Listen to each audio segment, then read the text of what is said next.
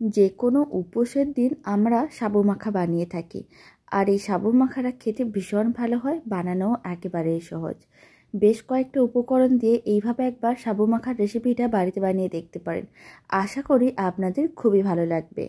প্রথমে নিতে হবে 100 গ্রাম সাবুদানা।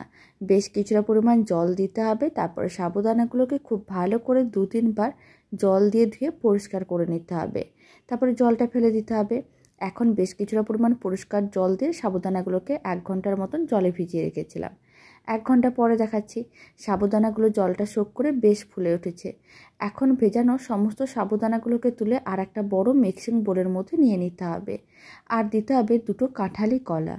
আর আমি এর মধ্যে দিয়ে দিচ্ছি বেশ কিছুটা পরিমাণ নারকেল কোড়া। নারকেল কোড়া দেওয়ার কারণে সাবু মাখাটা খেতে অনেক বেশি ভালো লাগে। আর আমি 1 মুঠোর মতন দিয়ে দিলাম গুড়ের বাতাসা, তবে আপনারা চাইলে চিনিও দিতে পারেন। এবার আমি বেশ কয়েকটা সন্দেশ নিয়েছি। দোকানের মিষ্টি দোকানে যে কেনা সন্দেশগুলো হয় সেই সন্দেশগুলোই নিয়েছি। সন্দেশগুলোকে হাত দিয়ে ভেঙে দিলাম। আর আমি দিয়ে দিলাম কাজু বাদাম কিশমিশ। আপনারা আপনাদের পছন্দ মতন যে কোনো ড্রাই ফ্রুটস দিতে পারেন। এবার সমস্ত কিছু ভালো করে একসঙ্গে মিশিয়ে নিতে হবে। প্রথমে আমি হাত দিয়ে কলাগুলোকে ম্যাশ করে নেব, তারপরে এক একটা করে গুড়ের বাতাসা নিয়ে হাত দিয়ে ভেঙে নিতে হবে। এবার সমস্ত কিছু একসঙ্গে ভালো করে এইভাবে মিশিয়ে নিতে হবে। খুব ভালো করে মেশানো হয়ে গেলে এর মধ্যে আমি দিয়ে দিচ্ছি 200 গ্রামের মতন মিষ্টি দই। আর আমি দিয়ে দেবো 1 কাপের মতন দুধ।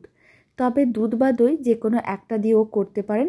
আমি দুধ আর দইটা একসঙ্গেই দিই, তাহলে সাবু মাখাটা খেতে অনেক বেশি ভালো লাগে। তবে আপনাদের যদি কোনো সমস্যা থাকে তাহলে কিন্তু আপনারা যে কোনো একটা দিতে পারেন। এটা কিন্তু একেবারেই অপশনাল, দুটো দিতে হবে এমন কোনো কথা নেই, যে কোনো একটা দিলেও হবে।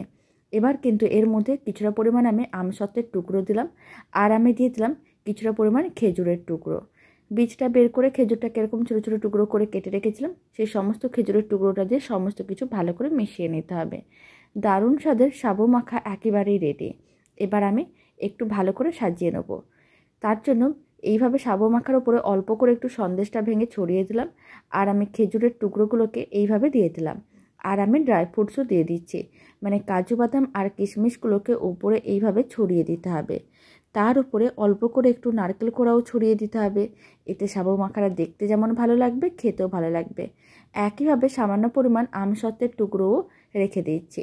এইভাবে একবার সাবু মাখার রেসিপিটা বাড়িতে বানিয়ে দেখতে পারেন।